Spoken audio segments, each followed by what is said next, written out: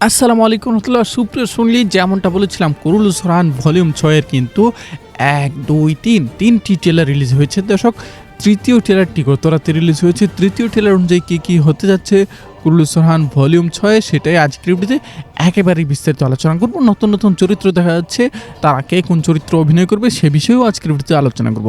দর্শক, কথা না বলে চলুন সরাসরি মূল ভিডিওতে চলে যাই।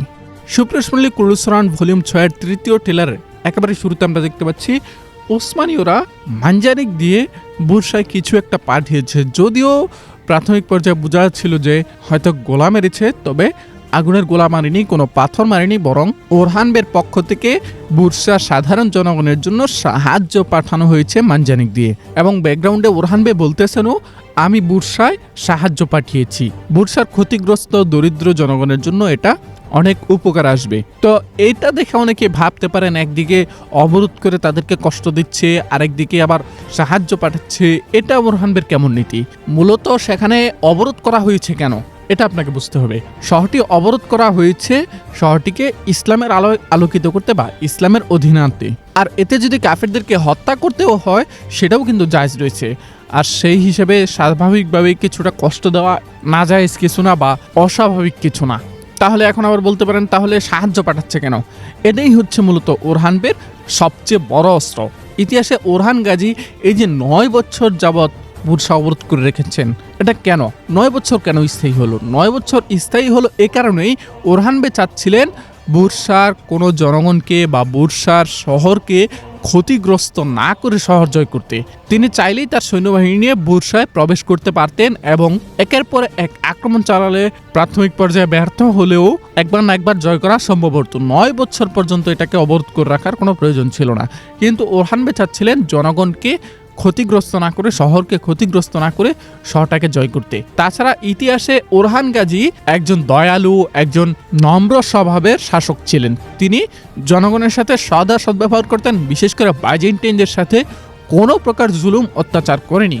যার কারণে অসংখ্য বাইজেন্টাইন জনগণ স্বেচ্ছায় ওসমানীয়দের অধীনে চলে আসে। বিশেষ করে ওরহান গাজী যে সমস্ত শহর জয় করেছেন এর মধ্যকার অনেকগুলো শহর থেকেই বাইজেন্টাইন জনগণ ওরহান গাজীকে সমর্থন করেছে। মানে খ্রিস্টান শাসককে সহযোগিতা না করে বরং ওরহান গাজীকে সহযোগিতা করেছেন শহর জয় করতে। এক কথায় ওরহান গাজী জনগণের হৃদয় কেড়ে নিয়েছিলেন, যার কারণে জনগণ স্বেচ্ছায় ওরহান গাজীকে সমর্থন করে। তো ওরহান গাজী মূলত দিওয়ানের মধ্যে বলতেছেন, আমি বুরসার ক্ষতিগ্রস্ত জনগণের জন্য সাহায্য পাঠিয়েছি, এটি তাদের উপকার আসবে। তো এদিকে আবার আমরা দেখতে পাচ্ছি ইজনিকের ভেতর সম্রাট আন্দ্রোনিকোসের আগমন এবং ফ্লাবিউসও ইজদিকে গিয়ে হাজির হয়েছে। এখানে সম্রাট আন্দ্রোনিকোস বলতেছে তরবারি জোরে যা নিতে পারেনি জনগণকে উস্কানি দিয়ে তারা তা ছিনিয়ে নেবে। মানে ওরহানবের দয়া, ওরহানবের জনগণের প্রতি ভালোবাসা, এটাতে বাইজেন্টাইন সম্রাট পর্যন্ত আতঙ্কিত যে ওরহানবের দয়া মায়া জনগণের হৃদয় কেড়ে নিবে। তো আমাদের গত ভিডিওতে যেমনটা বলেছিলাম যে কুরুলুস রান শুরু হওয়ার পর থেকে এখন পর্যন্ত প্রত্যেকটা ভলিউমেই কিন্তু নতুন নতুন চরিত্র এন্ট্রি করানো হচ্ছে। সেই হিসেবে সম্রাট আন্দ্রোনিকোসের আগমন ঘটনাটাও কিন্তু অসম্ভব না। আমি একটা বিষয়ে খুব বেশি চিন্তিত ছিলাম যে সম্রাট আন্দ্রোনিকোস হিসেবে আগের সেই চরিত্রটাকে আবারও নিয়ে আসে কিনা। মানে ভাবতেছিলাম ওসমান বের বয়স হয়ে গিয়েছে, ওসমান বের সাথীদের বয়স হয়ে গিয়েছে, কিন্তু সম্রাট আন্দ্রোনিকোস হিসেবে কি সেই লোকটাকে আবার আনা হয় কিনা। তো এখন আমরা দেখতে পাচ্ছি না, সেই লোকটাকে আনা হয় নাই, বরং তার চেয়ে বয়স্ক, এক কথায় ওসমান বের সাথে সামঞ্জস্যপূর্ণ রেখেই নতুন সম্রাটকে এন্ট্রি করানো হয়েছে। তো এখানে আবার ছোট্ট করে দেখানো হচ্ছে গভর্নর তিমুরতাস এবং আলাউদ্দিন বে দুজনেই কিন্তু অ্যাকশনে রয়েছেন একে অপরের বিরুদ্ধে। তো এই সিনটা প্রথম ট্রেলার ছিল, দ্বিতীয় ট্রেলার ছিল না। মূলত ওরহানবের পক্ষ থেকে আলাউদ্দিন বে এবং শাহিন শাহ বে গভর্নর তিমুরতাসের সাথে একটি চুক্তি করতে গিয়েছেন।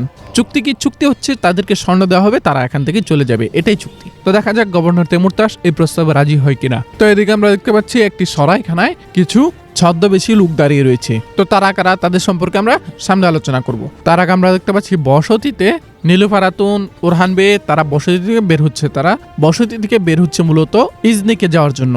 তো এদিকে আবার আমরা এই প্রথম ওরহানবের কোনো পজিটিভ সাইড নিয়ে, পজিটিভ দিক নিয়ে আলোচনা করতে দেখতে পাচ্ছি শাহিন শাহকে। তিনি বলতেছে এই যুদ্ধের মাধ্যমে আমি নতুন একটি কৌশল শিখেছি। কি কৌশল? দয়াময় বিজয়। আমি গত ভিডিওতেই আলোচনা করেছিলাম যে শাহিন সাহেবের সামনের স্ক্রিপ্ট নিয়ে, সামনের ফিউচার নিয়ে, তার সামনের গল্প নিয়ে আমি অনেক বেশি কৌতূহলী। হয়তোবা সে বিশ্বাসঘাতকও হয়ে যেতে পারে, আবার হয়তোবা তিনি 360 ডিগ্রি ঘুরে একেবারে ওরহান বের পক্ষে চলে আসতে পারে। তো শাহিন সাহেবের এই মন্তব্যটা দেখে যে ওরহান বের কাছ থেকে নতুন একটা যুদ্ধ শিখেছে বা নতুন একটা কৌশল শিখেছে, এই সংলাপটা শুনে আমার কাছে আবারও আশা জাগাচ্ছে হয়তোবা শাহিন সাহেব ওরহান বের পক্ষে চলে আসবেন। যদি শাহিন সাহেব ওরহান বের পক্ষে চলে আসে তাহলে এর চেয়ে ভালো আর কিছু হতে পারে না। তো এদিকে আবার আমরা দেখতে পাচ্ছি বসতি ওই যে যেমনটা বলেছিলাম ইজনিকের উদ্দেশ্যে নীলুফার খাতুন ওরহান বেরা রওনা দিবে। আর ঠিক সেই মুহূর্তে আব্দুর রহমান আল পেশে ওরহান বেকে বলতেছে সৌগুতে যারা ঝামেলা করেছে আমরা তাদের মুখোমুখি হয়েছি। আব্দুর রহমান আলপকে কিন্তু অন্যভাবে ফোকাস করা হচ্ছে। বিশেষ করে গত ভলিউমটাতে আমরা দেখেছি আব্দুর রহমান আলপ, কান্তুর আলী, বালাবান, দুমরুল, কারাহালিল, মোস্তফা তাদের প্রত্যেককেই কিন্তু ফোকাস করা হয়েছে, প্রত্যেককেই কিন্তু স্ক্রিনে টাইম দেওয়া হয়েছে। তো এটা নিঃসন্দেহে ভালো দিক যা আলপদেরকে ভালোভাবে ফোকাস করা হচ্ছে। আর বেদের মধ্যে দেমির বোগা, তোরহান বে, জের কুতায়, বোরানরা তো আছেই। একদম উল্লেখযোগ্যই কিন্তু 8-10 জনের নাম বলে ফেলেছি। জেরকুতাই বোরানকে অবশ্যই উসমান বের পক্ষে ভালো ফাইট করতে দেখেছি, কিন্তু জেরকুতাই বোরান কিংবা অন্যান্য যারা আলপ ছিল কুরুলুস ওসমানে একমাত্র তোরহান বে ছাড়া তাদের কাউকেই কিন্তু শারীরিক গঠনের দিক দিয়ে ওই রকম শক্তিশালী মনে হয় নাই। কিন্তু কুরুলুস ওরহানে দেখেন আপনি যেমন বালাবান তেমন দুমরুল, অন্যদিকে কান্তর আলী আবার আব্দুর রহমান প্রত্যেককেই কিন্তু দেখলে মনে হয় যে না তারা খুবই শক্তিশালী এবং তারা ফাইট করার মতো যোগ্য। এক কথায় কুরুলুস ওরহানে আলপদের দিকে অন্যভাবে ফোকাস করা হয়েছে। এটা নিঃসন্দেহে কুরুলুস ওসমানের চেয়ে কুরুলুস ওরহানের ভালো দিক। তো যাই হোক আমরা ট্রেলার পেয়েছি, ট্রেলার আমরা দেখতে পাচ্ছি ওই যে বলেছিলাম ছদ্মবেশে কোনো একটা সরাইখানায় কিছু লোক দেখা যাচ্ছে, সেই লোকদের সাথে ফাইট চলতেছে কাইদের। এখানে তাদের কাছে একটি সিম্বল পাওয়া গেছে এবং এই সিম্বল দেখে বোঝা যাচ্ছে তারা গোপন কোনো শত্রু। যদিও ইসরায়েলের পতাকার মতো দেখা যাচ্ছে, তবে এটা কিন্তু কারামানদের পতাকাও। তো দেখা যাক শেষ পর্যন্ত এটা ফ্লাবিউসের কোনো ষড়যন্ত্র নাকি নতুন কোনো শত্রুর উদ্ভাবন, সেটা সামনের ভলিউম দেখলে বোঝা যাবে। তো ওরহান বেও এখানে বলতেছে বোঝাই যাচ্ছে ময়দানে নতুন এক শত্রু আবির্ভূত হয়েছে। তো এদিকে আমরা দেখতে পাচ্ছি সম্রাট আন্দ্রোনিকোস এবং ফ্লাবিউস যখন দাঁড়িয়ে রয়েছে তখন সুপারম্যানের মতো হাজির হয়েছে আমাদের বেআইন। যে দর্শক সে আমাদের বেআইন লাগে, আপনারা সবাই তাকে বেআইন ডাকবেন। তার বিষয়ে আলোচনা করে নিই, সে হচ্ছে নীলুফার খাতুনের সৎ বোন, মানে ওরহান বের শালী।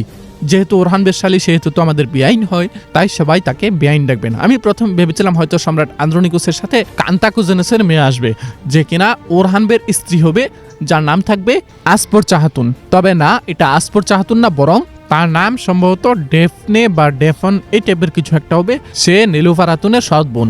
তো সম্রাট আন্দ্রোনিকোস সেখানে নীলুফার খাতুনের বোনকে কাই বসতিতে প্রবেশ করার নির্দেশ দিতেছে। তো সে যদি কাই বসতিতে প্রবেশ করে অবশ্যই ঝামেলা তো পাকাবেই, কিন্তু আমাদের অবিবাহিত আলপদের কথা চিন্তা করে তাকে কাই বসতিতে নিয়ে আসা উচিত। তাদেরকে আর কত অবিবাহিত রাখবো। তো আমরা দেখতে পাচ্ছি ওরহান বে, তোরহান বে, জেরকুতাই, বোরান, দেমির বুগা তারা সবাই মিলে ইজনিকে প্রবেশ করতেছেন। এখানে একটা বিষয় লক্ষণীয়, ওরহান বের পাশে ফাতমা খাতুনও রয়েছে। ওরহান বে এখানে বলতেছে আমরা অকারণে কারো উপর অত্যাচার করি না বা রক্তপাত করতে পছন্দ করি না, তবে যারা আমাদেরকে কষ্ট দেয় আমরা তাদেরকে উপড়ে ফেলি। তো পিছনে একটা কথা বলেছিলাম যে ওরহান বের পাশে ফাতমা খাতুন রয়েছে। এই বিষয়টা গুরুত্বপূর্ণ এই কারণে যে যদি সম্রাট আন্দ্রোনিকোসের পাশে ফ্লাবিউস থাকে তবে কিন্তু ফ্লাবিউসকে দেখলে ফাতমা খাতুন চিনে ফেলবে, কিন্তু ফ্লাবিউস এখানে থাকবে কিনা সেটা নিয়ে রয়েছে বেশ সন্দেহ, কারণ ফ্লাবিউস চাবে না তার মুখোশ এত তাড়াতাড়ি উন্মোচিত হয়ে যাক। তো আগামী ভলিউমে ওরহান বে এবং সম্রাট আন্দ্রোনিকোসের মধ্যে একটি বৈঠক হবে ইজনিকে। তো ওরহান বে ব্যাকগ্রাউন্ডে বলতেছে সময় এখন মাথা উঁচু করে দাঁড়াবার, সময় এখন বরকতময় রাষ্ট্রের দিকে এগিয়ে যাওয়ার। সব মিলে দর্শক কুরুলুস ওরহানে আরো একটি ইভেন্টফুল ভলিউম আসতেছে। দর্শক ট্রেলারটি আপনাদের কাছে কেমন লেগেছে সেটি অবশ্যই কমেন্ট বক্সে কমেন্ট করে জানিয়ে দিবেন। দেখা হচ্ছে আমাদের পরবর্তী ভিডিওতে, সেই পর্যন্ত আমাদের সাথেই থাকবেন। আসসালামু আলাইকুম ওয়া রাহমাতুল্লাহ। বিশ্বস্ততার আরেক নাম JM telecom. Earbuds, Bluetooth, smart watch, headphone সহ আরো অসংখ্য মোবাইল গ্যাজেট পাবেন আমাদের এখানে। আমাদের ফেসবুক পেজ অথবা স্ক্রিন দেওয়া হোয়াটসঅ্যাপ নাম্বারে যোগাযোগ করে কোনো প্রকার অগ্রিম পেমেন্ট করা ছাড়াই সারা বাংলাদেশের যে কোনো প্রান্ত থেকে একদম ঘরে বসেই আমাদের পণ্যগুলো কিনতে পারবেন। বিশ্বস্ততার আরেক নাম জেএম টেলিকম।